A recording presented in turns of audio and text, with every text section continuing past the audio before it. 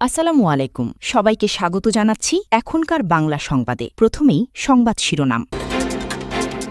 শুরুতে জানিয়ে দিব, বিশ্বের সবচেয়ে শক্তিশালী সুপার কম্পিউটার এখন চীনের হাতে। এরপর জানিয়ে দিব, ইরান যুদ্ধ থামাতে ট্রাম্পের বিরুদ্ধে অবস্থান নিল মার্কিন সিনেট। তারপর জানিয়ে দিব, হরমুজ থেকে সরানো হচ্ছে আটকে পড়া 11,000 নাবিক। সর্বশেষ জানিয়ে দিব, লেবাননের বহু পরিবারের ফেরার মতো কোনো ঘরই নেই।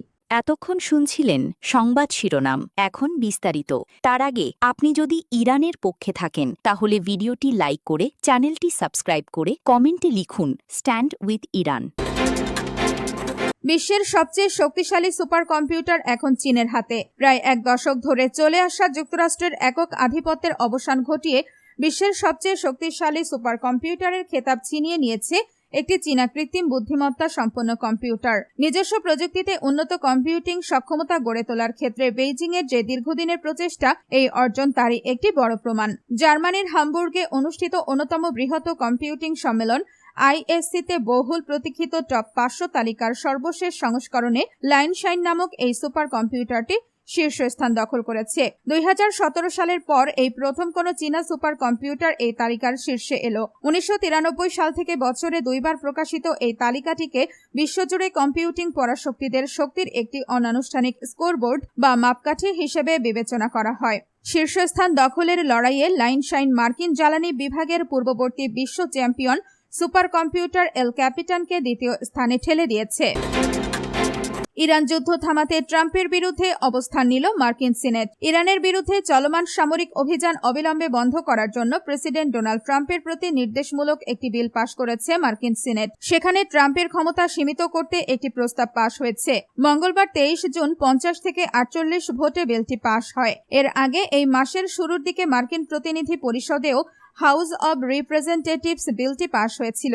এর মাধ্যমে ট্রাম্পের রিপাবলিকান পার্টির সদস্যদের একাংশের মধ্যে চলমান এই অজনপ্রিয় যুদ্ধ নিয়ে ক্রমবর্ধমান অসন্তোষ ও উদ্বেগের বিষয়টি স্পষ্ট হয়ে উঠল। এতে বলা হয়েছে, মঙ্গলবার প্রস্তাবটি 50 থেকে 48 ভোটে পাশ হয়েছে। এর আগে চলতি মাসের শুরুর দিকে এটি মার্কিন প্রতিনিধি পরিষদে অনুমোদিত হয়েছিল। সিনেটে বর্তমানে রিপাবলিকানরা সংখ্যাগরিষ্ঠ অবস্থানে রয়েছেন, তবে তাদের মধ্যে 4 রক্ষণশীল দলের বাইরে গিয়ে এই প্রস্তাবের পক্ষে ভোট দেন, আর একজন বাদে বাকি সব ডেমোক্রেট সদস্যরা এতে সমর্থন জানান। মার্কিন ইতিহাসে প্রথমবারের মতো যুদ্ধ সংক্রান্ত প্রস্তাব কংগ্রেসের উভয় কক্ষে সফলভাবে পাশ হয়েছে, যদিও এটি মূলত একটি প্রতীকী পদক্ষেপ হওয়ার সম্ভাবনা বেশি, কারণ ধারণা করা হচ্ছে এই প্রস্তাবে প্রেসিডেন্ট ডোনাল্ড ট্রাম্প ভেটো দেবেন। হরমুজ থেকে সরানো হচ্ছে আটকে পড়া 11,000 নাবিক। হরমুজ প্রণালীতে আটকে পড়া 11,000-এর বেশি নাবিককে সরিয়ে নেওয়ার কার্যক্রম শুরু করেছে জাতিসংঘের সামুদ্রিক সংস্থা। যুক্তরাষ্ট্র ও ইরানের মধ্যে সমঝোতা স্মারক MOU স্বাক্ষরের মাধ্যমে যুদ্ধবিরতি কার্যকর হওয়ার পর এই উদ্যোগ নেওয়া হয়েছে।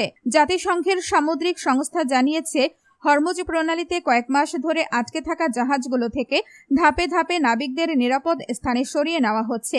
দীর্ঘ সময় সমুদ্রে অবস্থান করায় অনেক নাবিক শারীরিক ও মানসিক চাপে ছিলেন। ইরান গত ফেব্রুয়ারির শেষ দিকে কার্যত হরমুজ প্রণালী বন্ধ করে দেয়। তখন শত শত বাণিজ্যিক জাহাজ এই জলপথে আটকে পড়ে। এর ফলে বৈশ্বিক জ্বালানি ও পণ্য পরিবহনেও ব্যাপক প্রভাব পড়ে। সাম্প্রতিক সময়ে যুদ্ধবিরতির ফলে পরিস্থিতির উন্নতি হওয়ায় আটকে থাকা জাহাজগুলোর চলাচল পুনরায় স্বাভাবিক করার পাশাপাশি নাবিকদের সরিয়ে নেওয়ার কাজ শুরু হয়েছে।